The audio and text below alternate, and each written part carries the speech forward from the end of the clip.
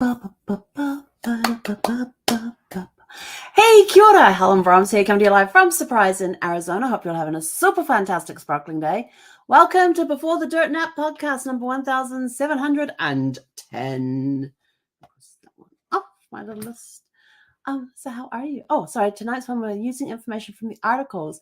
So if you remember back earlier this week, we looked at marriage notices, we looked at obituaries, and we looked at other news. Well, now we're following one family. I picked one family and created a tree from that information, not looking anywhere else for any other information, but just from the information that was in these articles, so we can look at it and see what it looks like. But first of all, how's your Saturday going? It has been a super fantastic sparkling day here. I have to tell you, the power of gratitude is incredible. One of my chores today was to get stuck in and get the lawns cut, get the weeds done. There's been a lot of rain around here lately, and the weeds just they're gone nuts. They're gone crazy.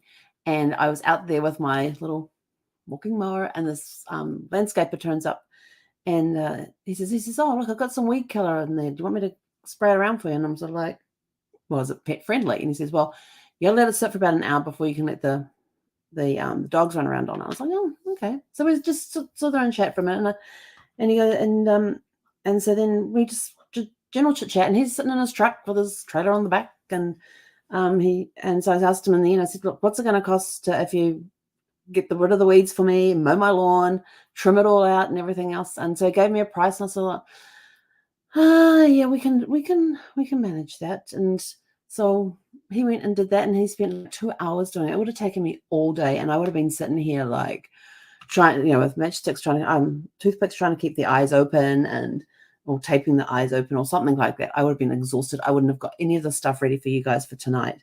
So, and I had even written in my gratitude journal about how amazing my front yard was looking. I was grateful, full of love and gratitude for how amazing my front yard was looking, and a few other bits and pieces in there. And, I was out there for 10 minutes. This landscaper came up, and we don't see the landscapers in this neighborhood at all on weekends. They're only through here on Monday through Friday. We never see landscapers anywhere in the neighborhood on weekends. So the fact that he came in 10 minutes after I'd started mowing the lawns was awesome. So the power of gratitude. Yay. So anyway, so what we've done is I've picked 5, I think it is. Hang on. I got to check. 1, 2, 3, 4. 1, 2, 3. 6 articles on William and Sarah Eakins, who lived in Blue Rapids in the late 1800s, and they actually came out from England. So both born in England around 1832, and came out and got married in 1855, and came out not long after they got married to America. They first went to Galesburg in Illinois, and then they went to Blue Rapids in Kansas, and then they went to Riverside, California. And how do we know that? Because we found 6 little articles. I've got an article that talks about him closing his business in Riverside as he's preparing to move to California. I have the marriage notice of one of their daughters. How do I know it's their daughter? We'll find out. I have an article about their 50th wedding anniversary. I have the marriage the marriage article on one of their sons. I have William's obituary, and I have Sarah's obituary. So between those 6 pieces of information, we've got a good little tree going here. Now, what you're going to see on this tree is just what we have taken from the articles. We haven't looked at any of the hints that have come up. These little green leaves that come up. We've looked at none of those. So let me just bring this up real quick for you so you can see it. So this is the tree that we've come up with. And notice up the top here, hang on, I've got to get on my screen. Up here, it's got these people in green. This is who Ancestry, looking through the trees and everything else with the information that we have provided here, thinks are the people who are William's parents. I have not accepted those at all. And you can see these little green leaves here. These are hints. These means that they've got hints there for these people. And, they've got 11 there for William. They've got 12 there for Sarah. And then for Charles, we've got, also known as Chaz, 11 there for him. For his wife, we have 12. Let's see, for their daughter, we've got 11. And we've got for Grove, we've got 11. Okay, so that's what we have. This is the information, taking all of the information that are in these articles that you can see the tabs for across the top here. And I'll go through the articles and show you how we've used that information. But I've got them all in date order. So those tabs are all in date order. So this is 1890. This is 1895. This one is 1905, 1908, 1912, and 1920. Okay. So are you ready? This is going to be so fun. So, like I said, based just on the information from those 6 articles, this is what we've ended up with. And I already see a mistake here. I shouldn't. Yeah. So this here should. It is possible to have this here, where both John and Florence are the parents of 2 children. I don't know, or it mentions in one of the articles is Florence was there with her 2 children. So I shouldn't have really put that connection in there with John. I should have had it coming off her, like I do over here with Charles, because in 1905 it mentions that he was there with his daughter Lucille, but he didn't get married to Winona until 1908. So who is? So there's a couple of questions that are going to come up in this. So based on the information, let's see, let's go here. So this one here is about him closing his business. William Meekins the tailor proposes to send the land of flower to see the land of flowers this winter, and intends starting for California within a few weeks. So this is in October of 1890. So either November, December, January, February is when he would have moved to California. As will be seen by notices elsewhere in this paper, these need to tailoring. Now, what you're also looking at too is the PDFs of these files. So I have clipped the files. These are the clipped articles up here on the. And the cool part about doing them as PDFs is the PDF will put the name of the newspaper up here, the date, and the page number. So you've kind of got the source there for it. So you can easily go back to that paper, that date and page, and find the article, which is what a source is about. And this title down here, that's just all me. Those needing tailoring done should rush in their work at once before it's too late. And then it tells you who it was clipped by and where I got it from, newspapers.com by Ancestry. So this was in 1890. So either November, December of 1890 or January, February of 1891 is when they moved to Riverside. Now, if you, so we're going to be using that piece of info. We're going to be using this information too, because this information here gets confirmed by another article. Okay, so Eakins and Tibbets. So this is their daughter Blanche. Even though you don't know this from this right now, we will shortly. Blue Rapids, Kansas on May 21st. And Mr. Livy B. Tibbets, junior editor of the Times, which would be the Blue Ridge Rapid Times, is what I am thinking, since they live in Blue Rapids. And Mrs. Blanche Eakins, both of the city, were married in the Presbyterian Church this evening. The occasion was one of the social events of the season. Now, it was interesting being the social event of the season, because I went and looked for other articles about this, and that was as much information as I could find on any of the articles that were written. It was sort of like the social event of the season, and that's all you write. Okay. This one here is really cool. This is the 50th anniversary. Let's see if we can blow this up for you guys a little more. This is, here we go. This is the account of the 50th anniversary marriage of Mr. and Mrs. William Eakins. So when we're going through this, so now notice too, it says from Riverside, California. So yesterday was the 50th anniversary. So this article here came from Riverside, California, and was reprinted in the Blue Rapids. So you may look at the date and go 1st of June, 1905. Oh, yesterday, that would be the 31st of May, 1905. Take off 50 years. That will put you at the 1st of May, 1855. Not quite, because we don't know what date this one from Riverside Daily Press was printed. Now, we could go to the Riverside Daily Press and find the article, but we have an about time. So sometime in May of 1855 is when Mr. and Mrs. Eakins got married. And it says their children helped make the occasion memorable. There was a happy family at the gathering at the dinner at Eakins' house in Ottawa Avenue last night in Ottawa, Riverside, where the bride and groom of 50 years lived again in memory of those days cherished. And it goes on here. So now we go into the children. On board with Mr. and Mrs. William Eakins, Mrs. Florence Ching, and 2 children. So it doesn't say if they're male or female. Mrs. E.O. Reed, Chas W. Eakins, and daughter Lucille, and Mrs. S. Neal. So I'm like looking there and going, okay, so if that's all their children, who's S? Because we don't have an S. And it's got telegrams, written messages were from friends in eastern states, blah, blah, blah, blah, blah. In addition to the ones present at the family dinner were the following children: Reverend Grove F. Eakins of Millbury, Massachusetts, Mrs. L.B. Tibbetts.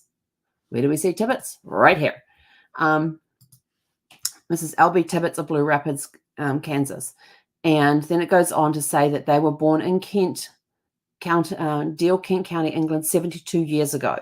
So this is in... I'm sorry. I don't know what my dog's doing. This is in 1905. So if you take off 72 years, you're looking around 1833 when they were both born. But this is were both born 72 years ago. So they're the same age. Immediately after their marriage, they left for America and settled in Galesburg, Illinois, which has furnished Riverside so many excellent citizens.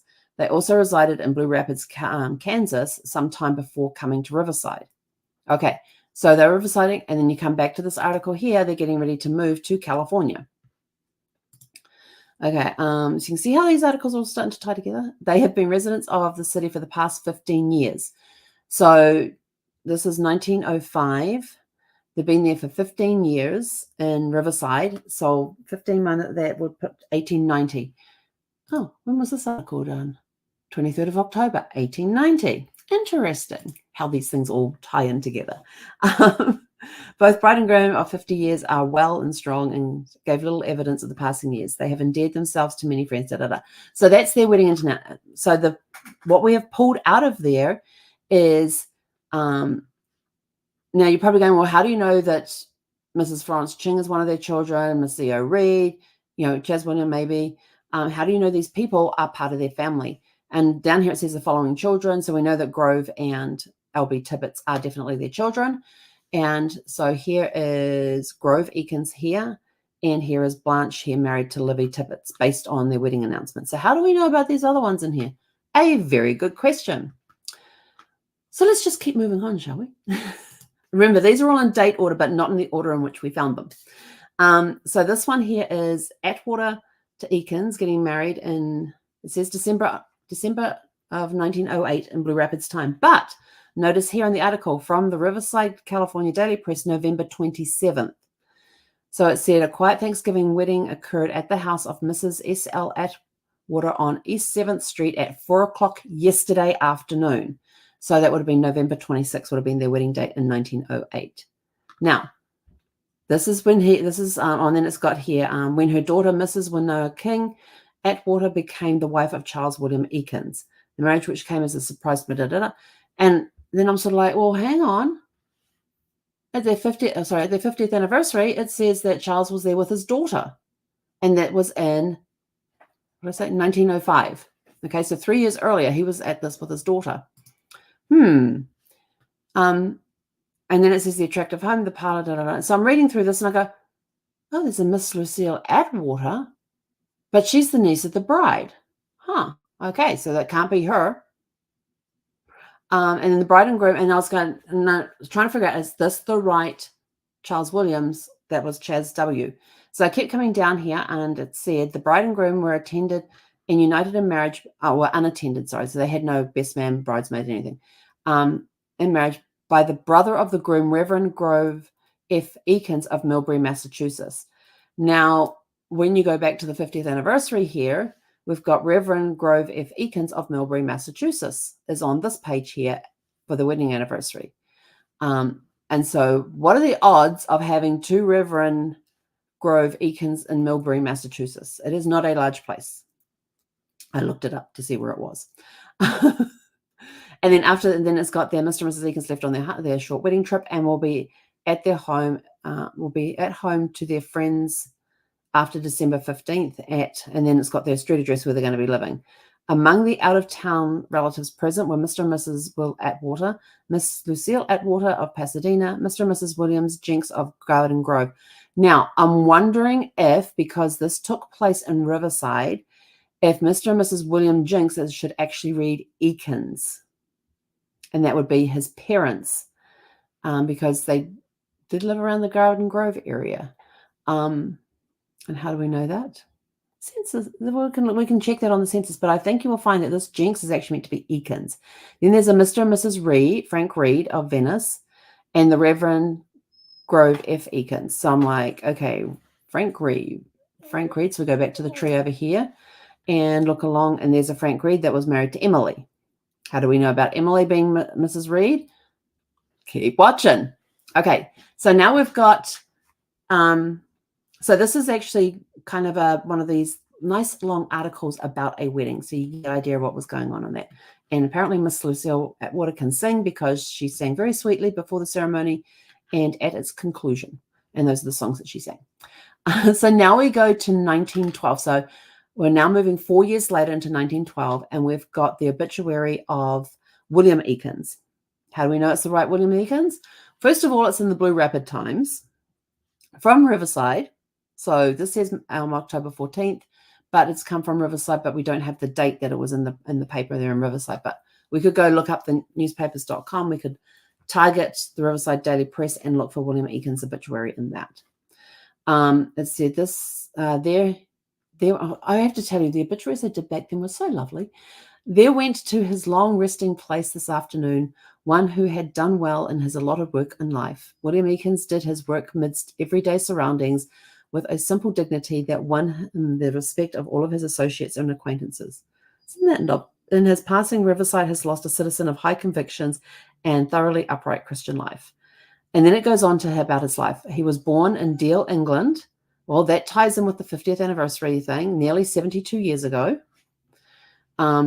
Now, this is where it gets a little wishy-washy on the age, because on the 50th anniversary, it says down here, and this was in 1905, so this was 7 years beforehand, that both Mr. and Mrs. Eakins were born in 72 years ago.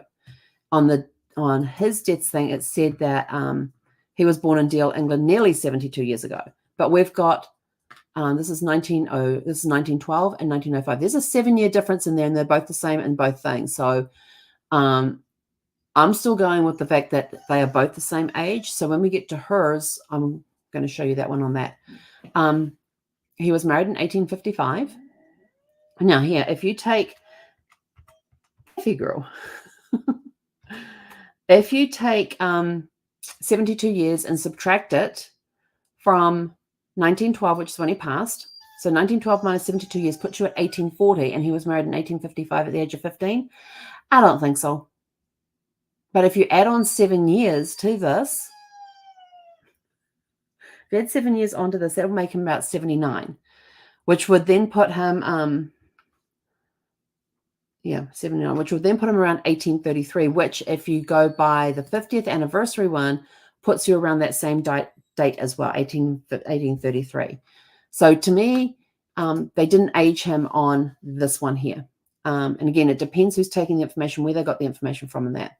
A few months later, they left for America, settled in Galesburg, Illinois, where he pursued his trade of tailor. So this is where we found out that he is a tailor. He left there in 1871 for Blue Rapids, residing there until 21 years ago.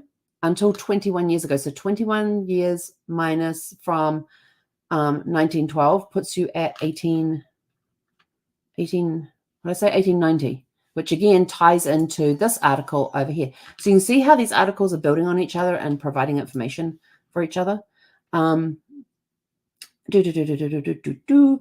He opened a tailor shop there soon after and arrived, blah, blah, blah, blah. He's united with the Congregational Church earlier in life, and then it goes how he expected to pass. So a widow, and so it doesn't say he leaves behind. A widow and 5 children survived Mr. Eakins. Of the children, C.W. Eakins, which will be Charles Williams, Mrs. Emily Reed. So now we know how, we go back over here, you got Emily. How do we know that she got married to Reed? How do we know his name's Frank? Hang on. We've still got one article to go.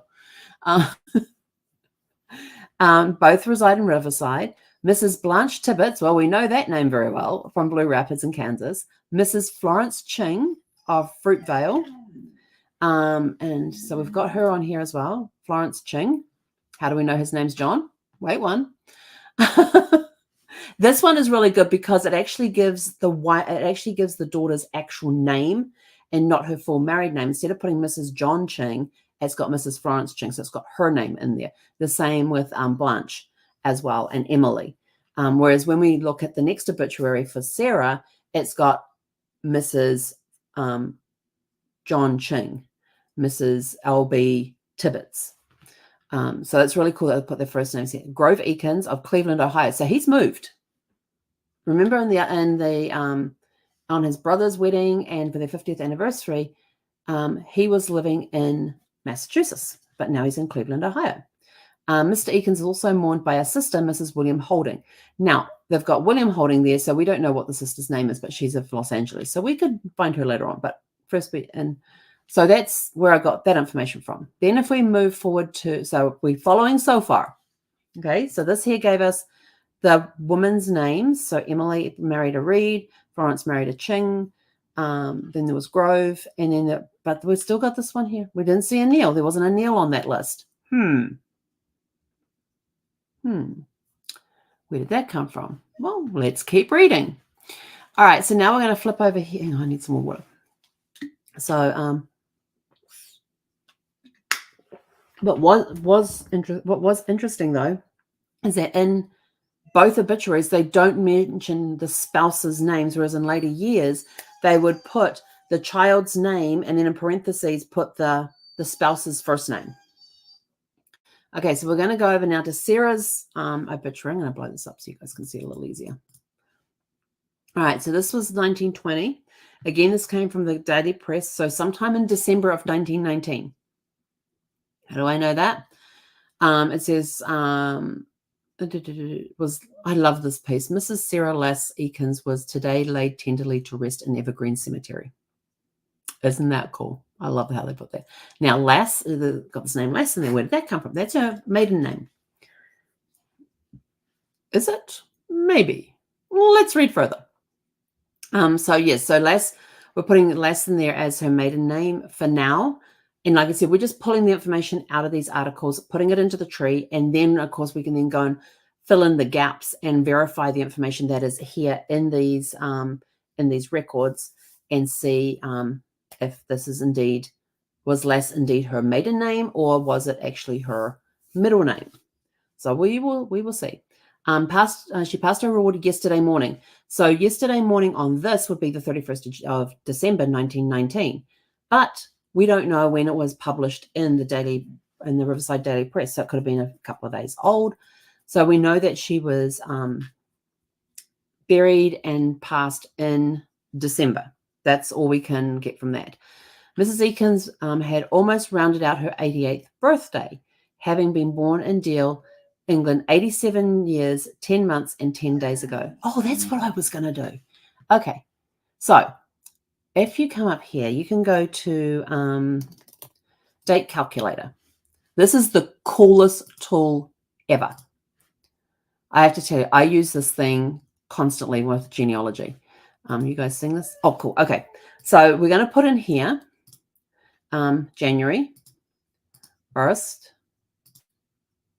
Or actually, we're going to, let's go December, and I'm going to put down there a couple of days. So this maybe December 29th.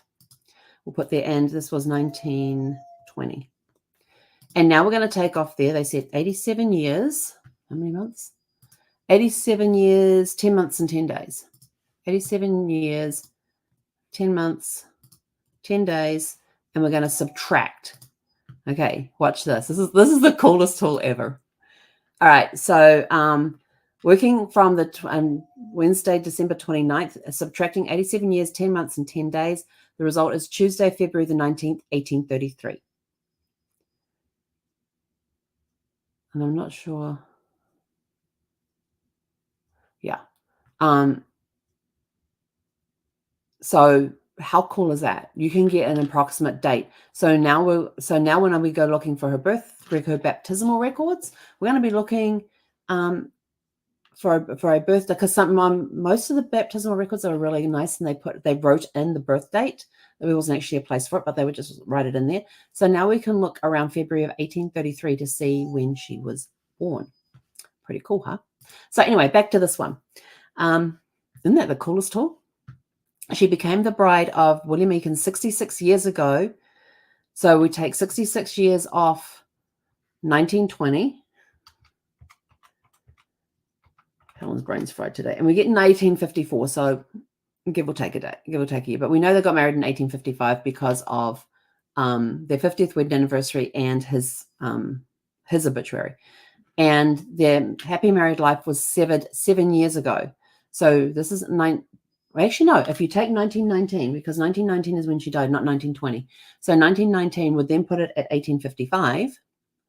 No, that would actually put it at 1853. Okay, so we've got a mismatch here, but we've got two other places where they said it's 1855. Severed 7 years ago with the death of Mr. Eakins. So she died in 1919, he died in 1912, so that works. She lived in Riverside for 28 years, coming here from Blue Rapids. 28 years, where are we? 1919. And we come here, we've got 1890, so it's close enough. But you can see how these are all timing in from living in Blue Rapids. And then it goes down to here that her health began to fail, so she was cared for by adored by Mrs. Harry Neal. So now we go back to the tree. We've got, now where did I get the S Eakins? Where did I get the S from for the Neal? So we've got Harry Neal here with an S Eakins, and it was on one of these. This one? No, this one. There is, up here, there's Mrs. Florence Ching with 2 children, Mrs. E.O. Reed, Chas W. Eakins with his daughter, and Mrs. S. Neal. And they've been giving the initials and stuff of the children. So that's where we got the S from from the family tree there, who got married to Harry Neal. But now they've got 6 children sitting here. Why is that important? And because even I think it's on this one too. Yeah, a widow and 5 children. And then this here is survived by 5 children as follows. Mrs. L.B. Tibbetts of Blue Rapids, Kansas. Mrs. John Ching, that's where we get it from San Francisco. Reverend Grove Eakins of Middlebury. Oh, Middlebury. He's back in Connecticut again. I think I put Millbury in there. I'd have to go change that. Chas W. Williams, Mrs. Harry Neal of Riverside. But Mrs. Reed's missing. There's no Reed in there. So what do we do? Because on this one here, it mentions, this is the dad's, this is William's death certificate. It mentions, where is she? Emily. Mrs. Emily Reed resides in Riverside. Over here on Mum's one, on Sarah's one, it's got Mrs. Harry Neal of Riverside, along with Chas Eakins.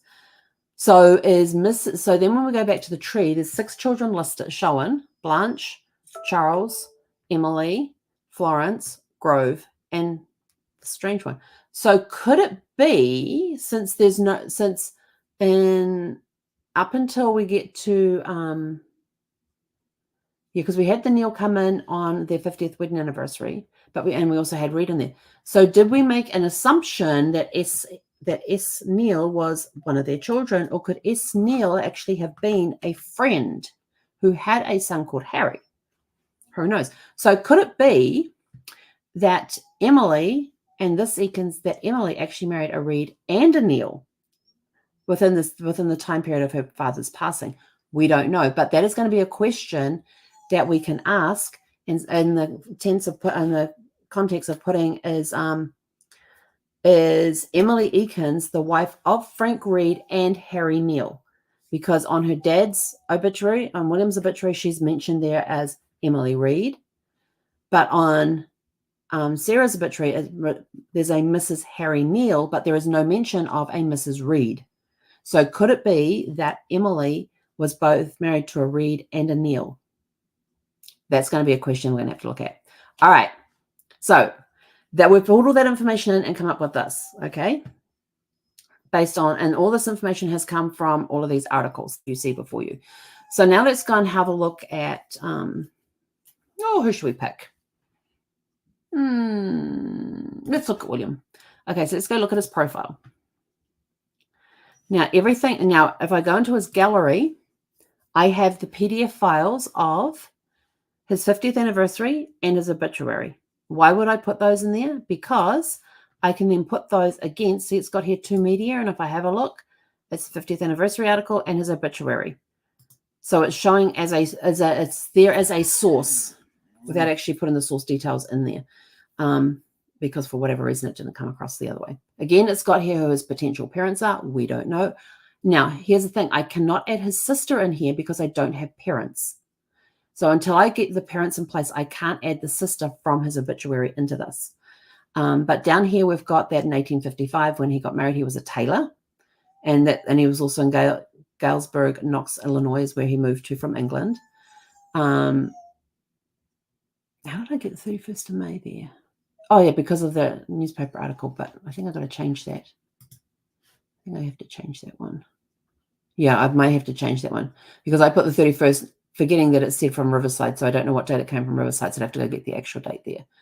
So this is completely unconfirmed on anything. It's just based off the information. And so every time I mention, 1855, he was in Galesburg at residence. 1871 is when he moved from Galesburg to Blue Rapids. In 1891 or 1890, about 1891 is when he moved from Riverside to California. Sorry, moved from Riverside to Riverside from Blue Rapids. And of course, then his death occurring on the 10th. So now let's go and then of course all of his children are listed. These are in no particular, they're in the order that they were in. No, they're just in no particular order. Until I put birth dates in here, which I don't have because none of the articles mention their ages at any point. We've got 6 children here, but he only had 5, which is why I think Emily and this one are the same people. So let's go have a look at the hints. So now that we've got this information, this is one that I never accept the stuff off. I will look at it. So if we go and review, I will look at it to see what information they have that could be different to what I've got.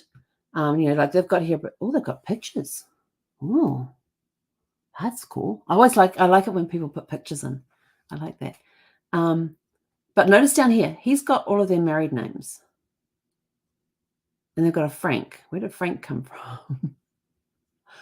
He never had a Frank. So this is interesting. Always looking at other people's things because now we've got a middle name here for Sarah, which is Easts. And of course, we've got these parents, which they suspect, and they've probably pulled these information from these trees that have the same information. They've got him as William John.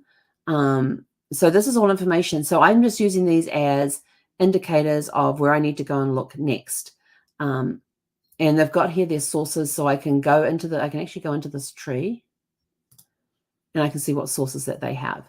And here's all their sources here. So they've got the English census in there, the US census are in there. They've got the California Death Index, the voter registration, birth, death, and marriage one here, nonconformist church records. Hey, so they've got a lot of really good information here. Oh my gosh, they've got pictures for the kids as well. Look at this. They got pictures of the kids. That is so cool. A little cutie. So this is why I like looking at the other trees to see what information they have. Where did they get their information from? And she's actually an Eakins. She married into the Eakins family. So I might actually end up messaging her and having a conversation with her about this tree.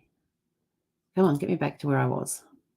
Okay, and they've got pictures for most of them, but they've got a Frank Eakins in here. It's sort of like, well, where did he come from? Because I don't have a Frank Eakins, but I could find it. He could be listed on one of the census reports as well. So, that's why we have to be very careful about what you accept here. And, but like I said, I just use it as for information only. But to make sure I don't accept it, I always click ignore, and I can always go back and pull it up here and here. Well, I just clicked one ignore and it put 3 in there. Interesting. Okay. So let's have a look down here. We've got a US grave index with him on it, and it's got his birthday. It's the 25th of October. His death was the 3rd of October. We put the 10th because we didn't know how long the thing had taken to get it off. He's buried in Riverside. His wife was Sarah. Children, Grove, Frederick. So now we have a middle name for Frederick over here. If this is indeed the right person. So we can go and check that one. We've got Seffi. Now, notice here on this census, it's got EAKINS. So let's go have a look at this. I love looking at the census reports. Census reports are so cool because in 1910, they asked women a very, very interesting question as to how many times had you been pregnant and how many pregnancies had you had and given birth, how many children you given birth to, and how many were still alive. So it's a very interesting question. So here we have William Ekins. It does say EAKINS, so we will have a look. And that could just be the census, what he is hearing and how he sounds it out to spell it. So birth in England in 1834. That's around the right time. England. It's in Riverside. Ottawa Street. We know that from the we know that from their 50th anniversary. We know it from his obituary and her obituary that they lived in Ottawa Avenue. He immigrated in 1855, which is what it states in his 50th wedding anniversary article, as well as his obituary. Status is married, both born in England. Their parents were born in England. He's a tailor. We know that he's a tailor. He's naturalized, which means if he's got naturalized there, it means that I can go and look and see if we can find his naturalization information, because his naturalization information we'll have some cool stuff on there. And then in the house with him is William Ekins, Sarah Ekins, Emily Reed, age 56. So that would be their daughter. And Carolyn E. Holding, which would be a sister because she's only 5 years older. And how do we know there'd be a sister? Because in his obituary, it said that he was survived by his sister, Mrs. William Holding. So that could very well be her in the, where did I put the census report? In the census report. So I'm going to show you the census thing real quickly because these are really, really cool. And we're actually going to look at the actual document because I want to see how they've spelled Ekins. And yeah. All right, so let's go down here. And the cool part about these ones that have been indexed is you can just hover over the thing and it comes up with the birthplace England. It tells you what's the column at the, and they keep the track of the column at the top. All right, so let's go over here. Okay, they do have it with an A, and like I said, that could be how it was heard. Here is their household here. They've got the house number, the visited number, and the family number. And they're on Ottawa Avenue here. And it's William Ekins, head of the house. He's male, white, age 76, married, years married 55. Yep, because we're in 1910. In 1905, they celebrated their 50th anniversary. And then down, here we go, Sarah Ekins. Okay, so here you go. Now we know where Frank comes in, possibly. Marital status married. Children born, 6 children born, 5 are living. So they've had a child, they've lost one child sometime between when it was born and the 1910 census. What I can do is go back through the other. I can't look at the 1890 census because that one got burned. So yes, so that's there. This one here, it says, and that's the wife. And then it says daughter of the head of the house, Emily O. Reed. She's 56. She's got 1 child. Okay. Children born 1, children living 1. Carolyn E. Holding is the sister of William, because it's everything in here is how it relates to the head of the house. Is the sister of William. She's 81 years old. She had 2 children, and they're still living. So there's quite a bit of information there. Then if we go sideways, you've got where everybody was born. Emily was born in Illinois, which ties in with the fact that they moved to Illinois just after they got married. They were English. The parents were born in England, along with his sister was born in England as well. And then their parents were all English born. Here is the immigration years. So they came across in 1855. That's William and Sarah. And his sister came over in 1856. And the NA means that he's naturalized. Speaks English. They all speak English. He's a tailor and has a tailor shop. And nobody else has any trades. And I'm not exactly sure what that, let's see what that says. He's a wage earner. Is what that means, even though he's employment type. And then out of work, no. And Number of weeks out of work, 0. Can they read and write? Yes.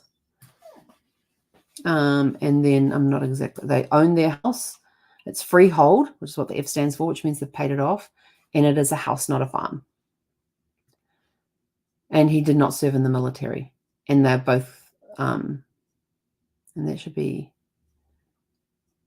those are no's in there, saying that he's not deaf and dumb and blind and all that sort of thing. So that's the 1910 census. So looking at this, knowing that we already have an Emily O. Reed, and that he has a sister with the last name Holding, we now have a name for her, but she will not get transferred across. So if we go back here, and go back once more, and where are we at? Looking at the 1910. So we're looking at the 1910 thing. Now, if I turn around and go yes to this, it's got here, do I want it says that this is different. Do I want to change it? This is different. Do I want to change? If I want to change it, I just check the box and it changes the information. It's got that they arrived in 1855, that they're residents in Riverside. Here's Emily here. Here's Emily down here. So now we're going to go next, and we're adding in Sarah and Emily. Now, notice she's got Sarah E. So we can go over here and click on this, and we can change that to put an E in there as well. We also know that on those other people's family trees, especially that one that's done a lot of research and stuff, they had actually had a name there for her. So see here, I've got here about February of 1832 in Deal, Kent. So I'm just leaving that alone. This information, I am not changing the name because that's her married name. And it says that she was born in 1854 in Illinois. So we know about, based on the age that she gave. And so we have that information so we can save it to tree. Now, we will still confirm all of this information as we go along. So we've accepted that for now. And if we go back here into facts, we now have the 1910 census listed as a source. And now we've got one source, one source. The rival has a source. And then we have the residents as a source as well. And if you click on this, it shows you exactly what information that source has provided, which is really cool. You can also do it the other way. Hang on, it's not going to take it off now. Oh yeah. So if we go back and we click here, it will show you that, hey, we got that from there. So if you click on anything with source, it will take you to the source that information has come from. If you had several bits of source listed there. So what else have we got here for him? Let's see what else. The find a grave thing here, I'm always leery on those. This is another one I don't do because it's like the ancestry family tree one that I ignore, but I will have a look and see what information they have there, but we'll do that at a different date. This one here, 1851 census, he was not married at the time. So is this him? We don't know. So let's have a look and see. Now I know that the name George and Elizabeth matches up with, the George would match up with this one. But he's got a Mary Eakins there and a Richard Eakins, but we don't have his sister who is older than him is not there, Catherine, the one that's living with them. So yeah, this kind of looks like it could be this one. It could be with him because, he was born around 1832, which we know. He was born in Deal, Kent in England. We know that. But we don't know a lot of other information, so I'm not going to accept that just yet. I want more information before I go and do that. Let's see. This here is, let's have a look at this one. This is his baptismal record. So it's got his date of birth and his date of baptism. So is it the same person? We don't know. So let's have a look. Now, this gets really fun trying to read this stuff, I tell you. You have to be, it's almost like you got to be able to read. Hang on. Let's see. William, the son of John. No, that's a different last name. Oh, here we go. Right down here at the bottom. And I will show you a trick with these two. So here he is here. William Eakins, son of John and Elizabeth Eakins. Born October 25th, 1833, and christened November 24th, 1833, and then the registered signature and by me. Now, here is another thing that you should always do. What's above it is Radcliffe a different family? But we can go down here. Actually, we can go here, this little arrow, and we can go across to the next page. And let's see what's up on the top of the first page. And you're going, why are you doing that? Because, oh, they put the names down the side there. So this is a different family. Oh, this is an East's family. Huh. But Lass was her name, was her maiden name. But she had East as her middle name on some other people's trees. So I'm talking about Sarah. So you look here to see who's there. Because sometimes the families will, because they may not have a church close to where they are, they may turn around and do a trip to where the nearest church is and take all of their children that have been born in, let's say, the last 5 years and get them all christened at the same time. So they can go and do that. So that's another one that ties in. That one ties in with the census report. It ties in with information that's on other people's trees, but we're still going to do some more research on that. Let's see. It was in 1850. They've got an 1850 census. 1851, that's England. So it'll be 1860 would have been the first one they were on here. 1860. Okay, now this has got Egan's. Could this be our family? Let's go and have a look. So they've got Frank. Oh, there's Frank. Because remember, he appeared on another tree and he was age 2 in 1860. All right, so it looks like Emily was the oldest one. So where do we have? Oh, they're down here. Man, oh my goodness. Okay, so we have a W. Egan's, which is probably meant to be Eakins, but it depends on how the census person hears it and writes it. You got an S to be for Sarah, Emily, and Frank. So it looks like those may have been the 2 oldest ones, and they're both born in Illinois. They were born in England. He's a tailor. Personal estate is worth $100. The personal value, £100, $100, whatever they were using, denomination they were using at that time. So that gives us very little information, but we can follow this family. This is the 1860. We can look at the 1870, the 1880, the 1900, not the 1891s when they got burned, unless you're in a very small area. There's a very small portion of it that didn't get burned. I can't remember how many names are on it. So maybe. But you can go down all of these lists and all of that, and that was 1860. And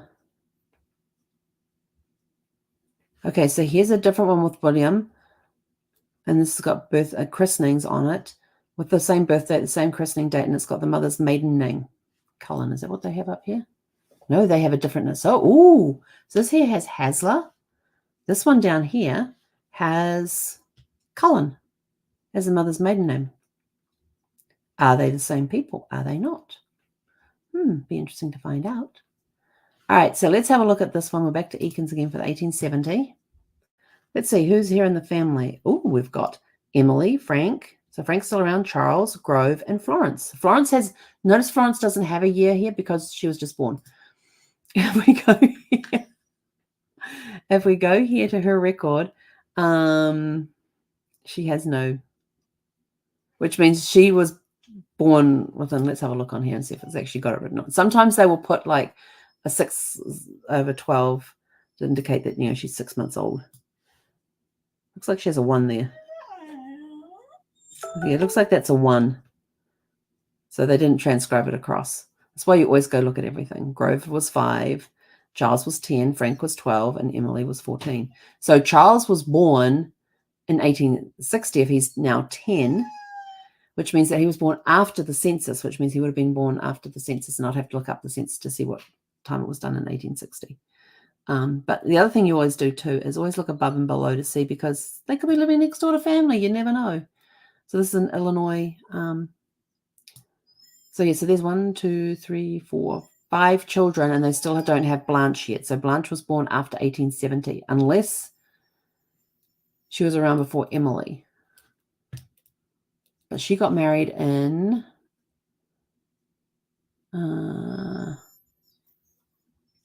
She got married in 1895. So, yeah. So, Blanche is still to come by the looks of this. But if we have a look in the 1880 census, I love this stuff. If we look at the 1880 census, there's Blanche right there, age 5. Okay, so they've got here living at home, Charles, Grove, Florence, and Blanche. So Frank's missing and Emily's missing. So we can look up to see if Emily's got him married between 1870 and 1880. And we can look to see what's happened with Frank as well. So those are just some of the things, records and stuff that you can look through. Actually, I want to go have a look at, go back to the tree. Actually, why did I go back to the tree? Yeah, because I want to see who has these. This one here. Because where does Lucille come in? Let's see. It's got his parents on there. It's got her on there. Okay, they got married in 1908. Yes, 1908. Let's see. Can we find a marriage thing for them? This is the actual article.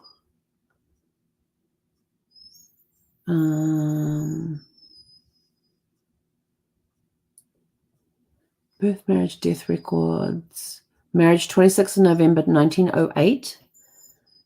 I wonder if that will show if she was previously married, if he was previously married. No, it's got male and female. It doesn't show if they were previously. Sometimes the marriage records will show if they were previously married or if they were previously married. And here's their city directory in 1918. What else we got in here? 1930.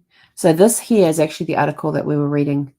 Actually, this is a different one. It's a different size. Oh, what one's this one?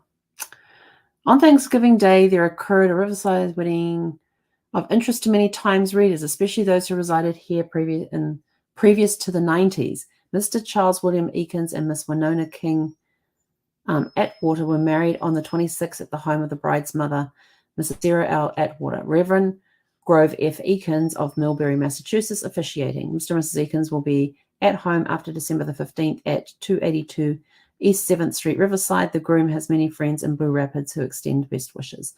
Now, this one here is a different article. This was in the Blue Rapids, and then we have, and that was on December the 1st, which, hang on, we've seen this before. This one. Rapids, December the 3rd. So this was 2 days later that this article appeared. Okay, so this one here, so we'll go back over here and we can say yes, because we already know the details on that one. Residence was about that. Yep. We're not changing this. Why it has August, I don't know. Because in fact I said Thanksgiving Day. That does not compute. And we can save that to the tree. Just like that. So you have to go. So that's just some of the information that we've found. The other one I wanted to check was Grove, but we don't have time for that. We're running out of time. Okay. So that's there. So that's the information we got off the tree. You have to go view in tree. And we can put his siblings back out there. And I'll have to go do more looking for Lucille to see where she comes into it. But I hope you found that helpful as to how you pull the information out of the articles. And I had those articles open and I was taking notes down and entering them into the tree. I started with William and I put the articles into date order. And then I opened up, started off with William Eakins, and then started filling in the information as I went across and loaded up that information from the different dates and stuff. So that's basically how you extract information from articles. It's a lot of fun. And then I even showed you how we go through some of the hints and stuff. Some of them I'm sort of a little leery of because in England, Eakins, the 5 most common first names for men were John, James, George, Thomas, and William. And like I said, there was one time I had to go through 183 John Eakins that were born within a 5-year span to find the one that fitted in my tree. So you have to be very careful when you're doing this, especially if you know that it's a very common first name, like William Eakins. It may as well be John Smith. But there are details that we already have based on his obituary and stuff that help narrow down things a little bit. So now I have to go and see and have a look at like the census reports for 1851, for 1841 to see what other Eakins were living in that area at the time, And could it possibly be that which was there more than one William Eakins living in that area at that time? And was there more than one William Eakins that was baptized around or christened around that same time and thing as well? So that's it from us for today. I hope you found that helpful and interesting. I love this stuff. And I love going looking at the census reports. And I particularly like the 1910 one because it asks how many children did the woman have the woman had and how many are still living. So when you look, so now I know that even though it said that they survived by 5 children, I know they actually had 6. And he at least got to the age of 12 because he was on the 1870 census. So he made it to the age of 12. So I'm actually going to go and do some searching to find out what happened to Frank Eakins. When did he pass? What age was he? What happened? It's sad. That was always sad when children are lost. And I'm happy that it wasn't a young baby. It's the babies are the ones that get me. The infants and the toddlers, when they're the ones that really, really get me because they're just starting. I mean, even 12. He was 12. Who knows? So I'll report back to you on that one later on if I find him and find out what happened to him. And I'll go looking in newspaper articles. I'll look for death certificate and all that, death registrations and all that sort of stuff as well. Because, where did he die? Did he die in Illinois? Did he die in Blue Rapids? He definitely didn't go to California. That much we know at that point. Maybe he did. Who knows? Anyway, we're going to go find out that information. And as the last thing, because we're getting so close, today is the 6th, so you've got the 7th, the 8th, and the 9th. You got the rest of today, and the 7th, the 8th, and the 9th to go buy your journal or want anything from the gift store, from the Before the Dirt Nap shop to get to have an entry into our drawing that's taking place live on the 10th on here for a $50 Amazon gift card. So go buy a journal. Get the Gratitude and Coffee journal. The link will take you directly to that journal. If you want to look around, just click on one of the categories above to see what else we have on there. We have lots of stuff, more stuff coming. I'm working on the designs right now. And so, so go Before the Dirt Nap shop.com and purchase a journal, and that will get you into a drawing. The more products that you purchase, the more entries you get. So it's 1 entry per product, not per order. Anyway, that's it. I'm out of here. Go out, have a super fantastic sparkling day, and we'll catch you guys back here tomorrow evening at 6 p.m. Pacific. If you have any questions about anything you saw here tonight or just genealogy in general, drop me a private message or leave a comment on below the video and we can answer it for you. Okay, so go out, have a super fantastic sparkling evening, and we'll catch you guys tomorrow evening at 6 p.m. Pacific. Hey, konera.